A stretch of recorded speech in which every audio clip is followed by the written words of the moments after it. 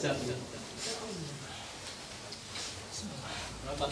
Allah. Masya Allah.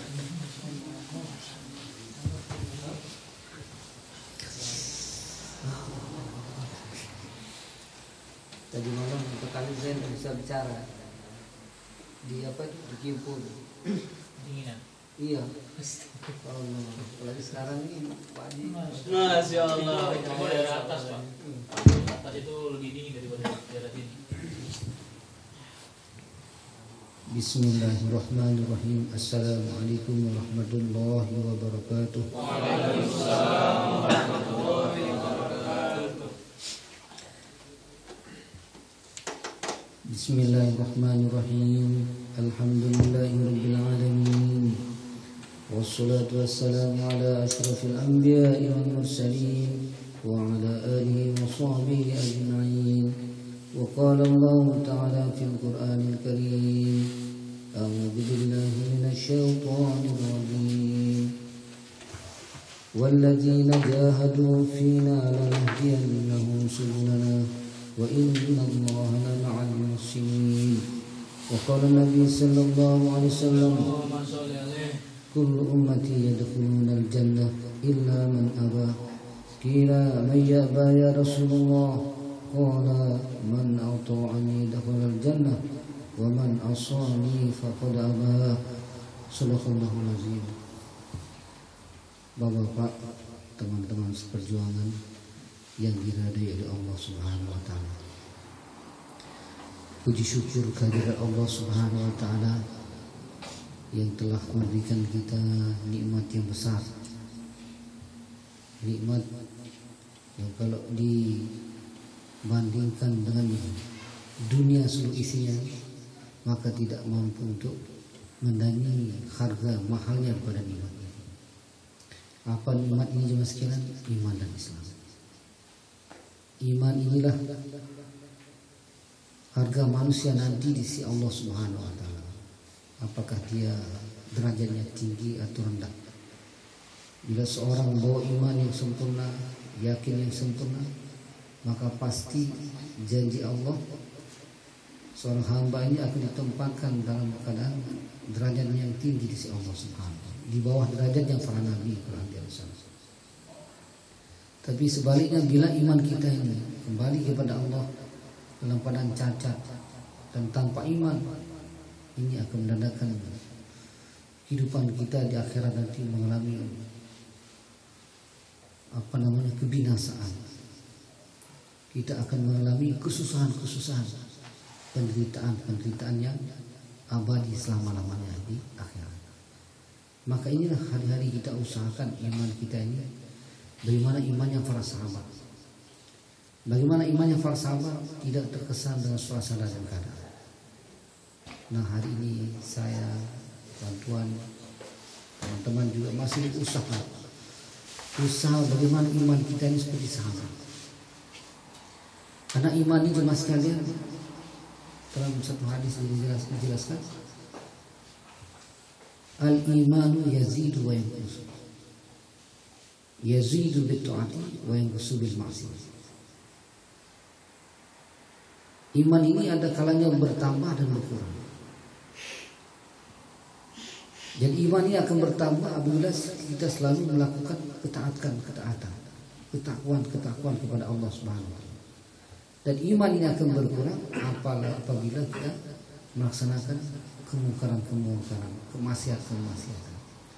Maka ini yang terjadi sama sekalian hari ini di seluruh dunia sebagian besar, khususnya umat Islam.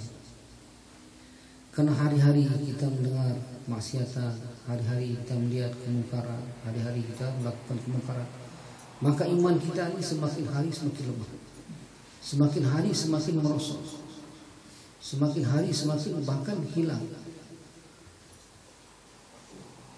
Paginya beriman, sorenya telah kufur.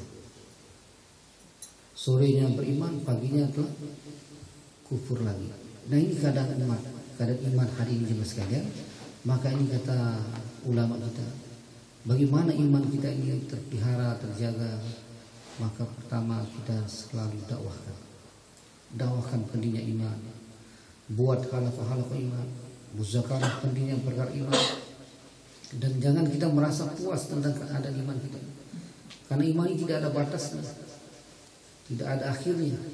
Terus usaha lagi sampai usaha iman kita ini mentok seperti para sahabat yang tidak terkesan dengan suasana dan keadaan. Bukti iman sahabat ini tidak terkesan sama sekali. Ditawari wanita, dia tidak terkesan dengan wanita. Ditawari emas, permata, intan, tidak terkesan dengan barang-barang. Ditawari pekerjaan, jabatan, bahkan dunia ditawari, tidak terkesan. Nah, inilah keadaan iman bersama. Nah, ini kita sama-sama usaha bagaimana iman kita, apalagi di negara yang minoritas muslim di sini. Hati-hati, kita perlu usaha lagi. Kalau tidak ada usaha perbaikan iman kita di negara orang ini, maka tidak sedikit teman sekalian, banyak saudara-saudara kita yang muslim telah lepas daripada agama Islam, murtad. Di negara-negara maju, di negara-negara Brazil, Argentina, negara-negara Timur Tengah, bahkan negara-negara Amerika Latin, dulu mereka banyak orang-orang Islam, keturunan orang Arab, orang-orang Yordania, orang-orang yang Yaman, hijrah mereka ke negeri-negeri yang minoritas Islam. Maka hari ini mereka sudah tidak mengenal Islam lagi. Padahal dulunya nenek moyangnya adalah orang-orang Islam. Kenapa jemaah sekalian? Karena tidak ada usaha. Tidak ada usaha atas perbaikan iman. Maka insya Allah kalau kita usaha atas perbaikan iman ini, maka kita akan terpelihara daripada suasana dan keadaannya tidak dikehendaki oleh Allah Subhanahu wa taala. Kemudian jemaah sekalian yang kedua, selalu mendengarkan. Dengarkan bicara agama. Siapapun yang bicara depan kita, dengarkan. Walaupun hari-hari kita dengar, walaupun yang berbicara lebih jelek daripada kita, lebih muda, tapi kalau dia bicara agama, bicara iman, kita dengarkan dengan sungguh-sungguh. Walaupun hati kita tidak mau menerima, itu paksakan, maka insya Allah iman kita akan terjaga.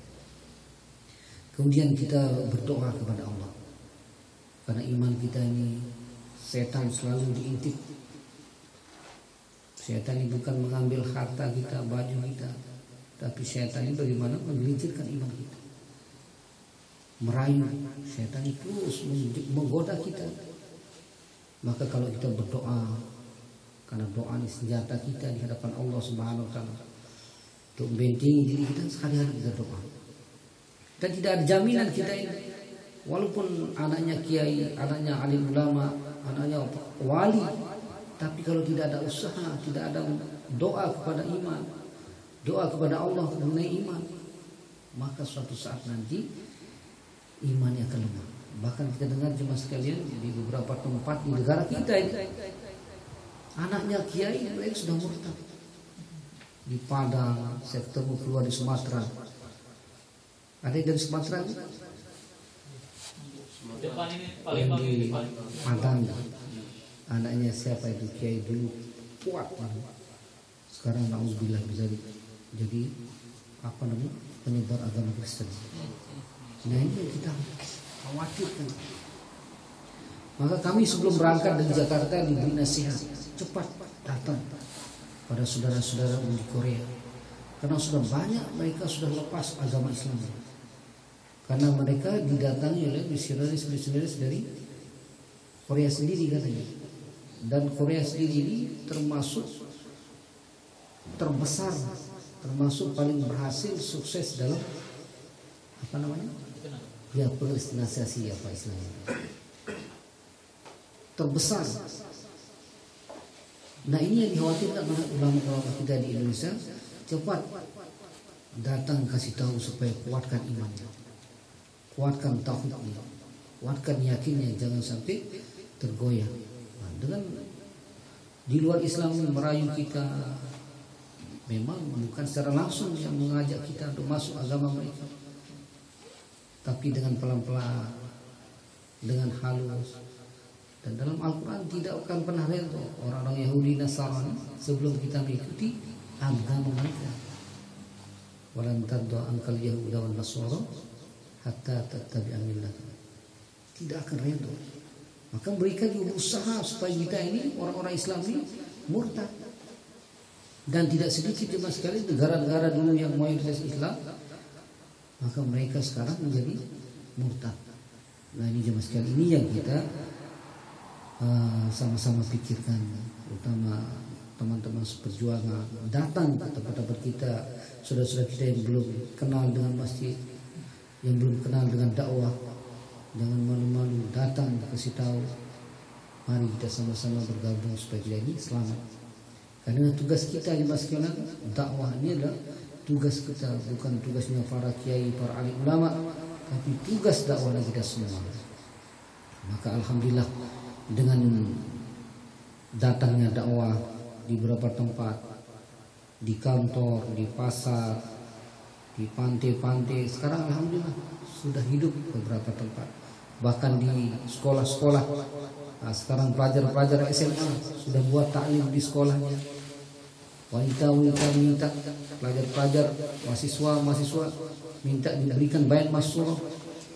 Kemudian dari kepolisian sudah banyak yang ambil bagian. Di Palembang, saya ketemu kemarin di Sumatera, banyak polisi-polisi sudah ambil bagian dari usaha dakwah.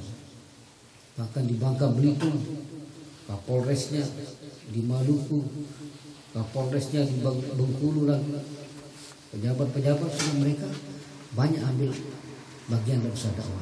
Nah ini apalagi teman sekalian, kita di sini kesempatan, waktu kita, harta kita, mari kita sama-sama untuk datang lagi ke saudara kita, mengajak, merayu mereka dengan lemah lembut, kasih sayang, maka insya Allah kita akan menjadi asbab hidayah di negeri orang. Insya Allah semua sudah. Maka jemaah sekalian, terakhir mari kita sama-sama istiqomah, jangan mundur. Alaikum bil jihad fi sabilillah. Pertahankan jihad. Ujian datang, tahan. Cobaan datang, tahan. Alaikum bil jihad fi sabilillah. Karena jihad ini salah satu daripada nanti ada pintu surga yang khusus untuk orang-orang berjihad. Khusus orang-orang berjihad itu suatu pintu yang disiapkan oleh Allah Subhanahu wa taala, orang-orang yang istiqomah dalam memperjuangkan agama. Fa'innahu yazubul hamma wal ghamma, dan kita melaksanakan jihad ini akan dihilangkan kesusahan kita, akan dihilangkan kebimbangan kita, akan diberikan kemudahan-kemudahan oleh Allah, akan ditenangkan hati kita kalau kita istiqomah dalam perjuangan agama. Insyaallah. Maka saya ingat lagi dimana kita niat mulai detik ini malam ini, mari kita tingkatkan pengorbanan kita. Yang belum 3 hari, yang belum 1 hari, insyaallah niatnya. Ada yang belum 1 hari? Sudah semua dia 1 hari? Insyaallah ya. Yang sudah 40 hari niat untuk meningkatkan pengorbanan. Sama-sama saling doakan ya. Tingkatkan pengorbanan, bagus. Nanti kalau sudah ada kesiapan, selesai di sini langsung IPB India Polisan. Insyaallah. Sama-sama saya doakan ya. Mari kita sama-sama tawajuh lagi. Besok ada program lagi. Untuk peresmian gimana nih? Oh sana ya. Ususi buat ususi biar ramai yang hadir. Sekedar ini yang dapat kami sampaikan. Subhanallah bihamdihi. Assalamualaikum warahmatullahi wabarakatuh. Waalaikumsalam warahmatullahi wabarakatuh. Sallallahu